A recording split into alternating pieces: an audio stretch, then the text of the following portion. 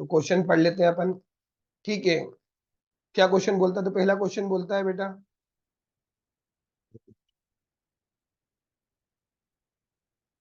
पहला क्वेश्चन बोलता है how many houses are vacant in the box. मतलब एक क्लियर आंसर आ जाएगा। How many of the following houses are definitely occupied, definitely दिया मतलब क्लियर आंसर आएगा। तो मतलब थोड़ा बहुत एक आइडिया हो जाता है अपन क्वेश्चन पढ़ते हैं तो, कि अपन को क्वेश्चन के अंदर कोशिश करके जितना हो सके उतना क्लियर डायग्राम बनाना है। थोड़ा अनसर्टेन हो सकता है, बाकी लगभग जितना फिक्स हो जाए उसको फिक्स करना है। ठीक है, चलो अपन स्टार्ट करते हैं। आप इसको पॉज कर लीजिएगा, जैसे आप पॉज करोगे उसका क्वेश्चन पढ़ के एक बार ट्राई कीजिएगा, फिर मैं आपको करवाता हूँ क्वेश्चन। ठीक है, चलिए करते हैं क्वेश्चन नंबर। क्या बोलता है? The diagram below shows 12 rectangle houses in a housing complex, house number are mentioned in rectangles. ठीक है, तो अगर अपन सिंपल सी लैंग्वेज में बोलते हैं, कलर चेंज कर लेता हूँ 2 मिनट ताकि समझ में आ जाए कि भैया कितने बॉक्स है। ठीक है, 2 ब्लॉक है X and Y, total rectangles हैं।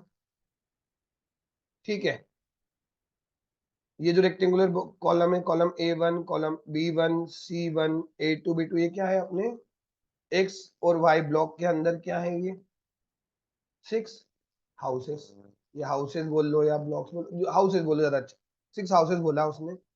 ये है अपनी रो 1, ये है कॉलम। तो उसने बोला है कॉलम A थ्रू F, तो मतलब A से लेकर F तक कॉलम दिए हुए हैं और 2 रो दिए, रो 1 एंड रो 2, ये 2 रो दे रखी है। Some of the houses are occupied, कुछ हाउसेस ऑक्यूपाइड है। The remaining ones are vacant and are the only ones are available for sales. ठीक है ना, कुछ ऑक्यूपाइड है और कुछ वेकेंट है। जो वेकेंट है वो किसके लिए अवेलेबल है? सेल्स के लिए अवेलेबल है। द रोड एडजेसेंसी, क्या होता है रोड एडजेसेंसी? मतलब आर ए। उसने बोला आर ए मतलब कि value of a house in a number of its side adjacent to the road. जैसे अगर मैं बात करता हूं A1 की, तो A1 के आसपास रोड नहीं है, तो इसकी एडजेसेंसी वैल्यू कितनी हो गई? आर ए वैल्यू कितनी हो गई? 0। B1 के अलोंग भी रोड नहीं है, तो इसकी आर ए कितनी हो गई? 0। C1 के अलोंग एक रोड है, तो इसकी आर ए वैल्यू हो गई 1। A2 की भी आर ए वैल्यू 1, B2 की भी आर ए वैल्यू 1 और C2 की आर ए वैल्यू कितनी हो गई? 2। मतलब टोटल 3 आर ए वैल्यू है, 0, 1, 2। सेम D1 के केस में 1, E2 E3 में कोई नहीं है, D2 में 2 है, तो मतलब 0, 1, 2 आर ए वैल्यू हो सकती है। हाँ है ना बेटा? उसने एग्जाम्पल समझाया आपको। For example road adjacency value of C2 F2 B1 are 2, 1, 0। तो क्लियर है कि 2, 1 और 0 ही हो सकती है, उससे नहीं हो सकती। For example E1 C1 can have, sorry अगला, the neighbour count of a house is the number of sides of the house adjacent to the occupied houses is the same block. ठीक है, सेम ब्लॉक में कौन सी value है बेटा? Neighbour count. अब जैसे अगर अपन बात करते हैं नेबर काउंट की, तो जैसे E1 वाला एग्जांपल लेते हैं। E1 के नेबर कितने हो सकते हैं? 1, 2, 3, तो इसके 3 नेबर काउंट हो सकते हैं। F2 के नेबर काउंट करते हैं तो 2 हो सकते हैं, 1, 2। अगर ये ऑक्यूपाइड है, तो वेकेंट है तो कोई दिक्कत नहीं, ऑक्यूपाइड है तो नेबर काउंट होगा। डी के लिए 2 हो सकते हैं, 1, 2। E2 के लिए फिर 3 हो सकते हैं। हाँ है ना? तो मैक्सिमम 0, 1, 3, 2, 1। और 0 तब होगा बेटा जब पास वाला वेकेंट हो, कोई नेबर ना हो। मतलब आर ए और एनसी की वैल्यू मैक्सिमम हो सकती है, आर ए की वैल्यू 2, मिनिमम 0। मतलब इसके लिए 3 पॉसिबल केसेस है, 0, 1 एंड 2। नेबर काउंट की वैल्यू मैक्सिमम 3 हो सकती है, 3, 2, 1, 0। क्लियर है यहां तक? चलो आगे बढ़ते हैं बेटा। The base price of a vacant house is 10 lakh. Vacant house की बेस प्राइस कितनी है? तो वेकेंट हाउस की बेस प्राइस है 10 लाख। ठीक है, वेकेंट हाउस की बेस प्राइस कितनी है? 10 lakh with doubt parking space, मतलब पार्किंग स्पेस इसमें नहीं है। 12 लाख है जिसमें पार्किंग स्पेस अवेलेबल। हाँ है ना? The coated price, what is coated price? तो मैं आपको बताता हूँ। अगर सिंपल से बात सोचते हैं, मेरे को मकान बेचना है, तो मैं एक प्राइस तो कोट करूंगा ना, तो वो इसका कोटेड प्राइस। तो उन्होंने बोला मैक्सिमम कोटेड प्राइस क्या हो सकती है, तो उसने एग्जांपल दिया है कि भैया कोटेड प्राइस क्या होगी? Base price. तो बेस प्राइस के लिए मेरे पास 2 ऑप्शन है, 10 या 12। ठीक है, 5 रोड एडजेसेंसी वैल्यू, तो मतलब उसके बाद होगी RC इंटू 5, तो देखो RC के लिए कितने R1, ठीक है ना, तो कितनी वैल्यू हो सकती है, तो मैक्सिमम हो सकती है 0, 5 और 10, 3 पॉसिबल केसेस है। 3 नेबर काउंट, तो 3 इंटू नेबर काउंट, तो इसके लिए पॉसिबल वैल्यूज कितने हैं, 0, 3, 6 और 9। मतलब अगर मैं बोलूंगा कि मैक्सिमम वैल्यू कितनी हो सकती है किसी भी हाउस की, तो कितनी हो सकती है बेटा, 12 प्लस 12 प्लस 10 प्लस 9, 31। मिनिमम कितनी हो सकती है, 10। बाकी बीच में कुछ भी हो सकती है, हाँ है ना, क्लियर है। 31 कैसे, कि वो पार्किंग स्पेस वाला हो, उसके पास 2 रोड एडजेसेंसी हो, RA 2 हो और 3 नेबर काउंट हो, हाँ है ना। पर एक बात ध्यान सुन लो, समझ लो क्वेश्चन देख के, जैसे अगर इसके 3 नेबर है तो इस पर 2 रोड नहीं होगी, अगर रोड है तो इन दोनों में से एक काम होगा कि या तो रोड 2 होगी, रोड RA 2 होगा, या नेबर काउंट 3 होगा, उसके अलावा कुछ नहीं होगा। इतना आपको थोड़ा समझना पड़ेगा। जैसे कि अगर मैं बात करता हूँ E2 की, तो रोड 1 है तो 3 नेबर है, D2 की रोड 2 है तो 2 नेबर तो 2 ही है, तो जिनके नेबर 2 हैं, ठीक है, उन पे वो हो सकती है, पर दोनों चीजें एक साथ नहीं हो सकती कि ये दोनों भी हो जाएंगे दोनों एक साथ, ठीक है, क्लियर है, मैं सब समझा रहा हूँ, क्लियर है। अब अपन आगे बात करते हैं। The maximum coated price of the block XX is 24, XX में 24 मैक्सिमम है, और the minimum coated price of block YY is 15, YY में कितने ही 15 है। And one such house is column E, एक ऐसा हाउस कहाँ है, कॉलम E में एक ऐसा हाउस है, good. R1 has 2 occupied house, 1 in each block, R1 में जो है, इसमें R1 में टोटल 2 हाउस है, एक X में और एक YY में, मतलब 6 में से 2, इन तीनों में से एक होगा और इन तीनों में से एक होगा। Both houses of column E are vacant, column E के दोनों हाउस जो है वो वेकेंट है, उसमें से एक की वैल्यू 15 लाख है, उसने क्लियर कर दिया है।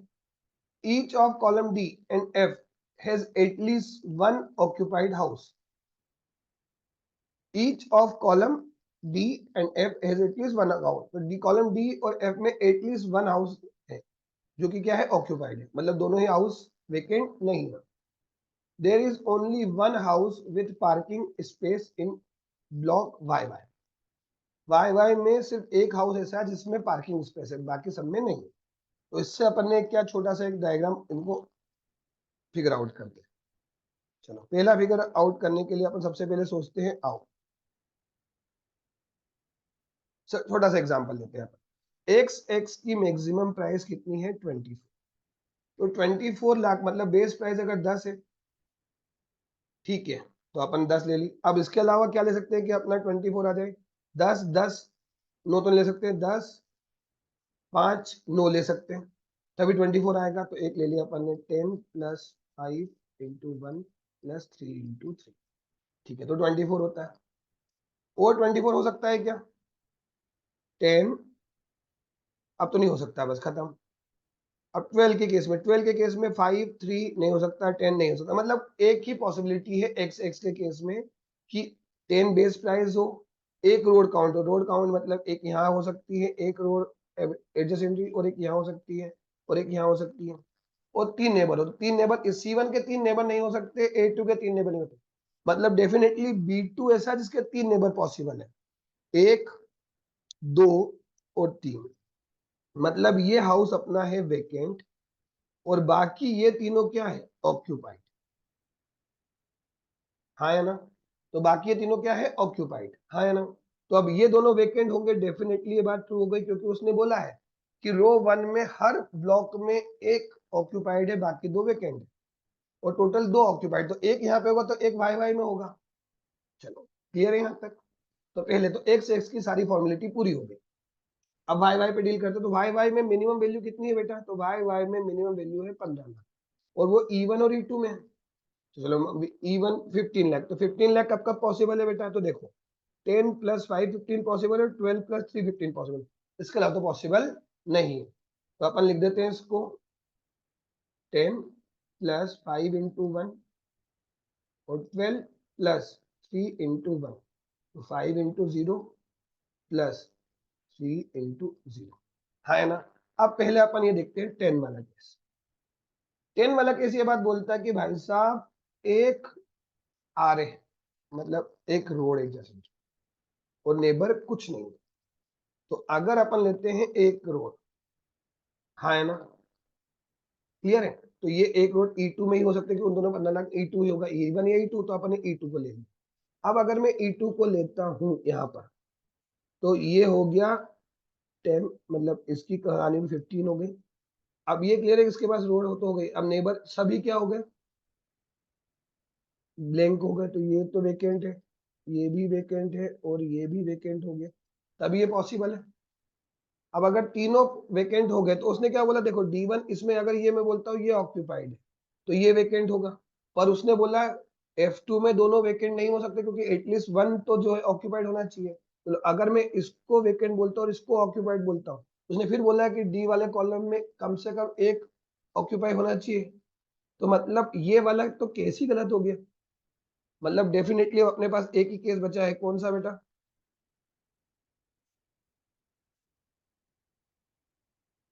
ठीक है, अपने पास डेफिनेटली एक ही केस बचा है। कौन सा बचा है कि भाई साहब E2 है, ठीक है ना, E1 है जो वेकेंट है और उसके पास एक नेबर है, तो ये हो गया। अब अगर ये है तो ये विथ पार्किंग स्पेस होगा, ये कंफर्म हो गया, अभी तो 12 लाख का होगा।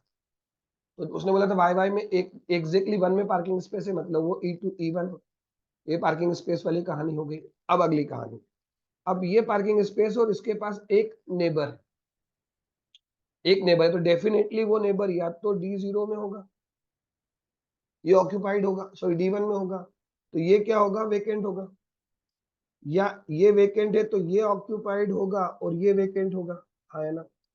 क्लियर है यहाँ तक, तो एक नेबर डेफिनेटली ट्रू हो गया, ये तो खत्म होगी कहानी। अब E2 तो डेफिनेटली वेकेंट है, ये तो समझ में आ गया, दोनों वेकेंट बोला था। अब D2 के बारे में क्या ख्याल है, तो अगर ये ऑक्यूपाइड है तो उस केस में ये वेकेंट भी हो सकता है और ऑक्यूपाइड भी हो सकता है, और ये अगर वेकेंट है तो ये इसको ऑक्यूपाई होना जरूरी है। सेम यहाँ पर, ये अगर वेकेंट है तो इसको ऑक्यूपाई होना जरूरी है।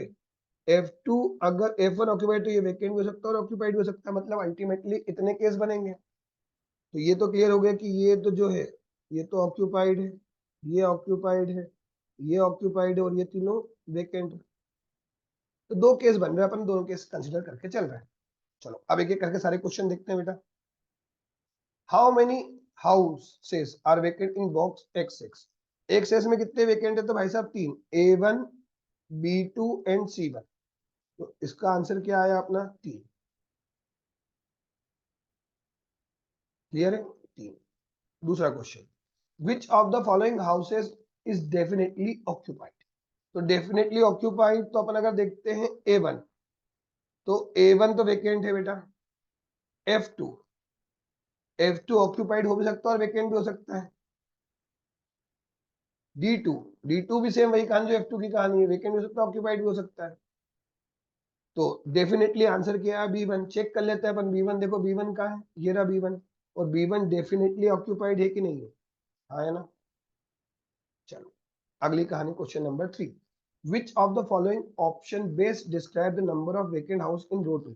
अब रो 2 में एक बात तो जितना मुझे याद आ रहा है, ये वेकेंट ऑक्यूपाइड है, ये वेकेंट है और ये ऑक्यूपाइड, दो तो है ही सही, ठीक है। अब इधर क्या देख रहे हैं, तो इधर अपन क्या बोल रहे हैं, ये ऑक्यूपाइड या वेकेंट है, ये वेकेंट है और ये वेकेंट या ऑक्यूपाइड है, हाँ है ना।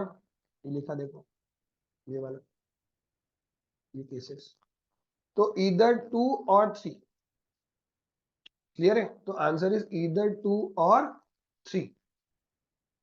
ऐसा क्यों, क्योंकि देखो चार तो नहीं हो सकते, चार इसलिए नहीं हो सकते, उसने बोला एटलीस्ट वन, तो आप ये बोलोगे तो ये बोलोगे कि D1 में एक तो वेकेंट हो गई, D2 में, ठीक है। चलो अगली कहानी, what is the maximum possible quoted price for a vacant house in column E? Column E, तो देखो कॉलम ई में एक तो क्लियर हो गया कि ये जो है E2 वेकेंट है। अब E2 अगर वेकेंट है तो इसकी बेस प्राइस होगी 10 प्लस रोड 1 प्लस अगर मैं बोलता हूँ मैक्सिमम ही काउंट करना है तो कर लेते हो। तो 2 नेबर, तो 10 प्लस 5 प्लस 6 कितना आएगा 21। तो इसकी मैक्सिमम प्राइस कितनी हो सकती है 20। क्लियर है। Which house in block Y Y has parking, अभी निकाला था अपन E1 हैज पार्किंग स्पेस।